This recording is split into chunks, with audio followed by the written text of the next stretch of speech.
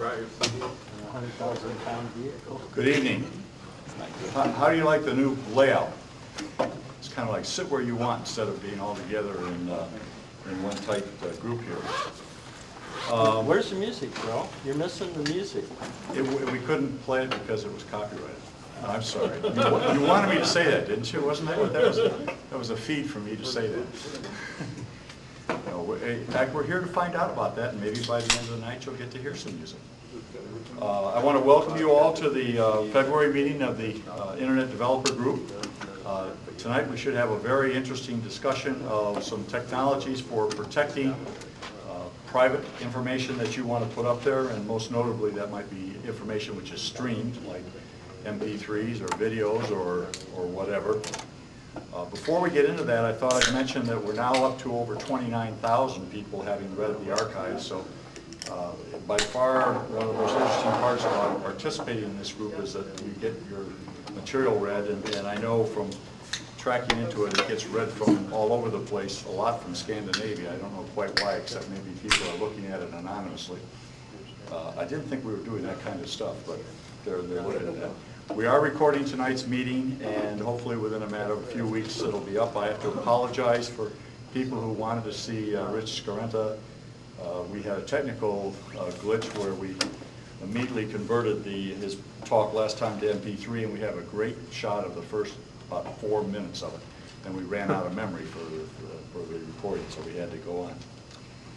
Our speaker tonight, as I mentioned, is from IBM. Florian Pestoni, we did so well earlier, Pestoni, is a software engineer at IBM's Almaden Research Valley. He's been working, IBM's Research Center. He's been working in the area of intellectual property and protection of property for some time. He's actually worked for IBM in a number of places, having joined the company in Argentina, and then coming up, we were just talking about it earlier, after spending some time out in the customer world and then being dragged back into or invited back into IBM, which is the best way. I had a business partner like that too at one point in my life who would come back. I know that he represents IBM on some of the standards organizations, so he should be well positioned to talk about exactly where things stand from intellectual property, not only from what IBM may think is a good way to do it now, but also from what other people are thinking about. And as always, we tend to be a little interactive. I'm sure that's okay. He likes interactive. And so I will give to you, Lauren. Thanks, Bill. Thank you. All right. Thanks for having me here. Hope I'll make this worth your time and interest. And by all means, if we can keep this interactive, interrupt me, and I can throttle the presentation based on where your interests are. We can spend a lot of time talking about DMCA, or we can spend a lot of time talking about cryptography. It really is up to you.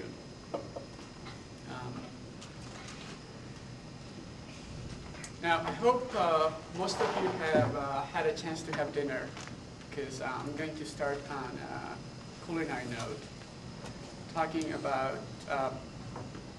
content protection. I like to say that it's a little bit like making a souffle.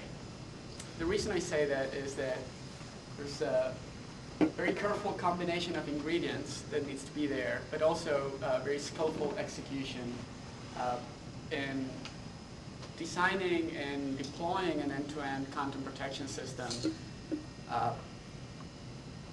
If it's going to be broken, it's going to be broken in the least obvious ways. So you really have to pay attention to every single detail. So what I'm going to try and do in this talk is present some of those elements with the understanding that this is not necessarily the complete story. I'll talk somewhat interchangeably about digital rights management and content protection. In my mind, they're slightly different, but for everyone, a lot of people are more familiar with DRM as an acronym. Now, why do we need it? One of the reasons is now that most of the content is available in digital form, it's no longer embedded in the media that carries it. It's just bits. So this is great for consumers. It enables, and for content owners as well, but it opens new challenges for them. When I talk about content owners, I'm talking about the record labels, the movie studios, the distribution networks, the game manufacturers or game designers, the artists, everyone in the chain that generates content and distributes it to consumers. Now, they want to be able to protect their intellectual property, but at the same time, they want to be able to derive benefit from it. Let's ignore the cell phone. It's not happening. Should have turned it off. Okay. Now, what can we really do about protecting intellectual property? One aspect is, which seems to be very popular in some groups, is legal actions against infringers. And this is clearly, I think, part of the solution. The power, I think, that this has is that it will dissuade others from trying to violate the rights of the content owners. But it hasn't done that yet, though. Mm-hmm. So the RA is doing that, but it's not working. well, we'll see. Maybe we can all turn them off. So the other thing you can do is technical measures to protect the content. Now, I think they provide an effective means for limiting abuse under certain circumstances. Now, I would say that both of these are insufficient, but by combining them, you may be able to limit the abuse. I don't think that abuse can be completely eliminated, but it's like trying to eliminate fraud. You can manage it. The same is true about abuse of intellectual property assets. Now, I'd like to use this analogy with regular tangible property, which is, of course, protected by law, but most of us still lock our house and our car. Now, we don't really believe that nobody can break into our car or that nobody can break into our house if they really want to. But this combination is quite effective in most cases to, it's a disincentive for people doing it. Of course, if somebody really wants to do it, they will. If somebody really wants to break into your car, they'll throw a brick through it, which is a very crude way of doing it, or they'll do something a lot more subtle. But if they're really determined, they can do it.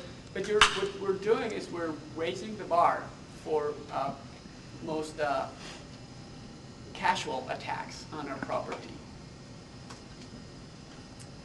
Now, I'm going to focus in this talk on the technical measures rather than the legal measures for obvious reasons. One is I'm not a lawyer, and two, I work for a technology company. But keep in mind that both have to kind of go hand in hand. Yes? Well, you mentioned abuse, and it seems that they're still trying to figure out really what abuse is. Absolutely. So, I mean, it doesn't, people like the RAA are claiming that people are doing abuse and want control over peer-to-peer networks and such like that. That doesn't seem fair to people. Mm-hmm. I mean, in a way, that's violating their rights, too. I would tend to agree with that on a personal level. I think it's a politically charged topic. There's still people trying to figure out, on the other extreme, is fair use a right, or is it something else? So I think there's a lot of political debate going on right now. And I think the reality is that probably both extremes are going to be unfair to most of the population. I think that, personally, I think that indiscriminate distribution of somebody's work is probably not a good idea if we don't want to do that. In the same way that I would probably not want to distribute all my work unless that's my choice, right? I may choose to participate in an open source project, but some of my work I want to be able to protect the intellectual property that I develop. So I think that we want a system that allows both and finds the right balance.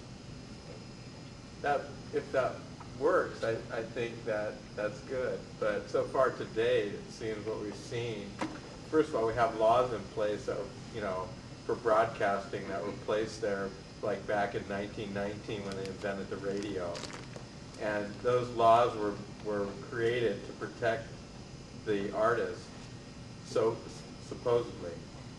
And nowadays with the internet, it's a complete different realm that we're working with. So you can't try and enforce those laws until they actually come up with what they can outline as abuse. They're going to have problems. Right. Yeah. I mean, I think it's an open topic. The reality is that it's a big business.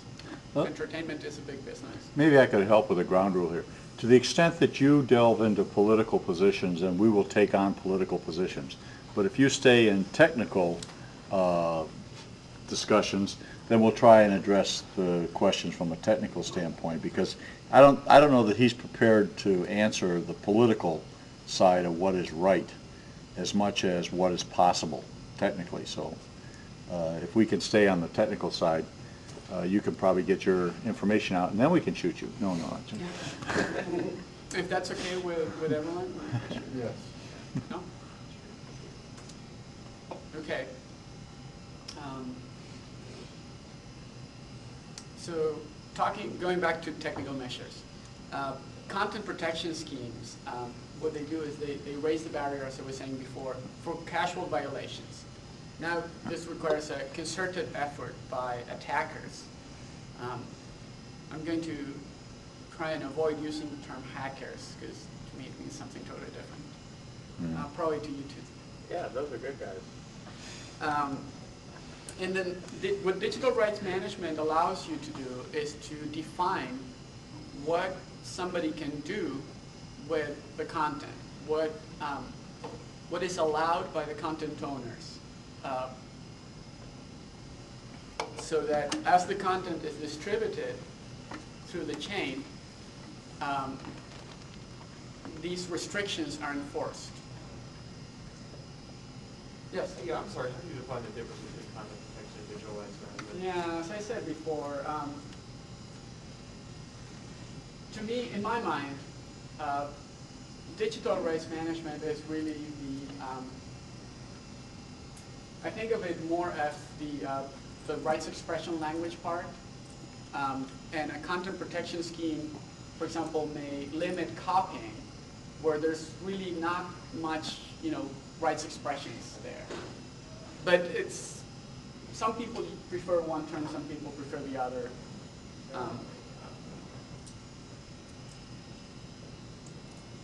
Now, of course,